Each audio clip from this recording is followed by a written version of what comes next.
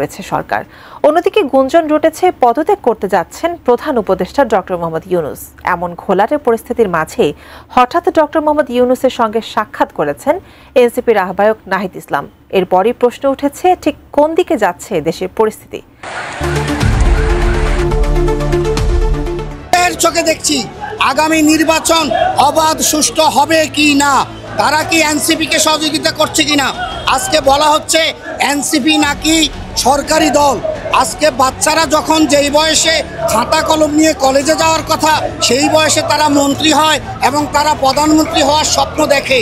তারা ভুলে গেছে বিএনপি একটি সমুদ্র আর এনসিপি হলো সেই সমুদ্রের এক মগ পানি। ওর সাথে আমার এমন দিনও কাছে দুই বেলা খাওয়া হয়েছে। আজকে সে জমিদার, ওই যে বান্দরের হাতে লাঠি দিলে যা হয়, বাপের নাই 10 লাখ টাকা, কোটি কোটি টাকা, তার ফিরন 3 কোটি টাকা চুরি করে। উনি তাহলে কয় কোটি টাকা চুরি করছে আবার আপনি বুঝেন? 24-এর অভ্যুত্থান ব্যর্থতায় পর্যবসিত হয়েছে এই যে বাচ্চা উপদেষ্টা সমন্বয়ক এদের লুটপাটের কারণে। আসিফ মাহমুদ সে কেন সুইজারল্যান্ডে গিয়েছিল? সুইজারল্যান্ডে কেন যায় আমরা জানি না। সুইজারল্যান্ডে সুইস ব্যাংকে টাকা রাখার যাদের প্রয়োজন হয় সেখানে অ্যাকাউন্ট খুলতে যেতে হয়। আপনারা উপদেষ্টাদের পিছনে একটু লাগেন, একটু দেখেন, তদন্ত করেন।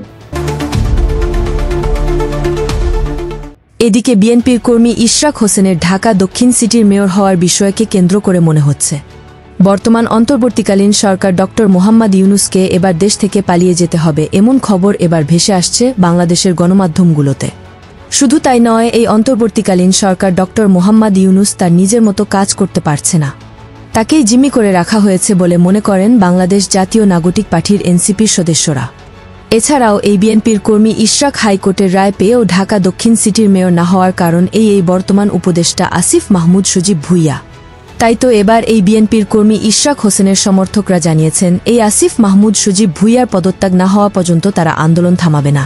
আসিফ মাহমুদ সজীবের সে 300 কোটি টাকার লেনদেন আমরা দেখতে পাই। এই অল্প দিনে কি পরিমাণ লুটপাট করেছে। আসিফ মাহমুদ তো পাগল, পলিটিক্সই বোঝে না। এই আসিফ মাহমুদের অবিলম্বে পদত্যাগ করতে হবে। ইউনূস সরকার এই আসিফ মাহমুদ নজরুল কাঙালি মাঙালি এবার হইয়া আমাদের দেশটাকে শেষ করে দিতেছে। আমরা রাজপথে থেকে ইনশাআল্লাহ এই দাবি আদায় করে ঘরে ফিরবো। উপদেষ্টা হয়ে অনেক কিছু হয়ে গেছে না, এই দেশের 18 কোটি মানুষ এখনো আছে। ঠিক তেমনি আমরা দেখলাম স্থানীয় সরকার উপদেষ্টা আসিফ মাহমুদ সজীবের সে 300 কোটি টাকার কিন্তু একটা লেনদেন আমরা সবার দেখতে পাই পত্রিকার মাধ্যমে। আসিফ মাহমুদ এবং মাহফুজের পদত্যাগ ছাড়া আমরা যমুনার সামনে থেকে যাব না। শুধু তাই নয়, এদিকে আবার আসিফ মাহমুদ সজীব ভুইয়ার আগে এই বর্তমান অন্তর্বর্তীকালীন সরকার ডক্টর মোহাম্মদ ইউনূস পদত্যাগ করতে যাচ্ছে বলে সোশ্যাল মিডিয়ার সূত্র ধরে জানা যায়। আর এই অন্তর্বর্তীকালীন সরকার ডক্টর মোহাম্মদ ইউনূস যদি ভুল করেও পদত্যাগের সিদ্ধান্ত নেয়, তাহলে এই বৈষম্য বিরোধী ছাত্র আন্দোলনের সমন্বয়কদের কি হবে একবার কি আপনারা ভেবে দেখেছেন? তাছাড়া বাংলাদেশ সেনাবাহিনী থেকে জানানো হয়েছে ডিসেম্বরের মধ্যে সরকারকে নির্বাচন দিতে হবে।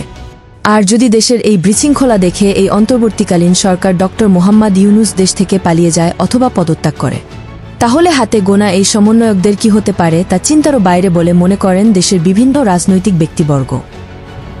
গতকালকে থেকে সারা বাংলাদেশে আলোচিত ঘটনা হচ্ছে আমাদের প্রধান উপদেষ্টা ডক্টর মোহাম্মদ ইউনূসের পদত্যাগ।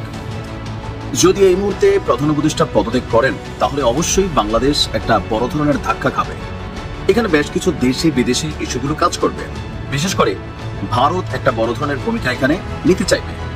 আর নিষিদ্ধ ঘোষণা করা বাংলাদেশ আওয়ামী লীগ তারাও কিন্তু এই পরিস্থিতিকে কাজে লাগাবে। এটার নামই হচ্ছে রাজনীতি। আর এই পদত্যাগের ফলে সবচেয়ে বেশি ক্ষতিগ্রস্ত হবে বাংলাদেশ এনসিপি, জাতীয় নাগরিক পার্টি হিসেবে যারা নিজেদের এই দলটিকে তৈরি করেছেন এনসিপি, এবং এই কয়েকজন সমন্বয়ক, তাদের প্রথম সারির বেশ কিছু নেতাকর্মীরাও মানে দেশের মধ্যে কোন পরিস্থিতিতে পড়বে বুঝতেই পারছেন। আর যার কারণে অনেকটা ভয় পেয়ে গেছেন এনসিপি সহ অন্যান্য যারা ডক্টর ইউনূসের একদম প্রধান সারির যারা পৃষ্ঠপোষক আছেন। সূত্রের রেশ ধরে জানা যায়, এই বর্তমান যারা হাতে গোনা সমন্বয়ক রয়েছে তাদের কিছু কিছু ভুলের জন্য তাদের কেরিয়ার শেষ হতে পারে বলে মনে করেন দেশের কিছু বিশ্লেষক। সেনাবাহিনীকে কোনো চুমু খাওয়ার ট্রেনিং দেওয়া হয় না, সেনাবাহিনীকে হত্যা করার ট্রেনিং দেওয়া হয়। সেনাবাহিনী আর কোনো মব ভায়োলেন্স সহ্য করবে না, ফুল স্টপ। জাতীয় ইস্যুতে এই সরকার সিদ্ধান্ত নিচ্ছে সেনাবাহিনীকে অন্ধকারে রেখে। মাহমুদ তো একটা পাগল, পলিটিক্সই বোঝে না। এই আসিফ মাহমুদের অবিলম্বে পদত্যাগ করতে হবে। ইউনূস সরকার এই আসিফ মাহমুদ নজরুল কাঙালি মাঙালি এবার হইয়া আমাদের দেশটাকে শেষ করে দিতেছে। সার্জিস আলমের ফেসবুক পেজে শুধুমাত্র কমেন্ট করার জন্য মৎস্য মৎস্য অধিদপ্তরের নাজমুল হাসান নামের একজন ব্যক্তিকে চাকরিচ্যুত করা হয়েছে। এটি খুবই অপ্রাসঙ্গিক এবং একই সাথে এটি দুঃখজনক যে তাদের বিরুদ্ধে কথা বললে এখন চাকরি চলে যায়, মামলা হয়। সরকার এই আসিফ মাসিফ নজরুল মরজুল কাঙালি মাঙালি এবার হইয়া আমাদের দেশটারে শেষ করে দিতেছে। ভিডিওটি দেখার পর আপনার মূল্যবান মতামত আমাদেরকে কমেন্ট করে জানিয়ে দিতে পারেন। আমরা আপনার সেই মহামূল্যবান কমেন্টের রিপ্লাই দেওয়ার জন্য সর্বদা প্রস্তুত রয়েছি।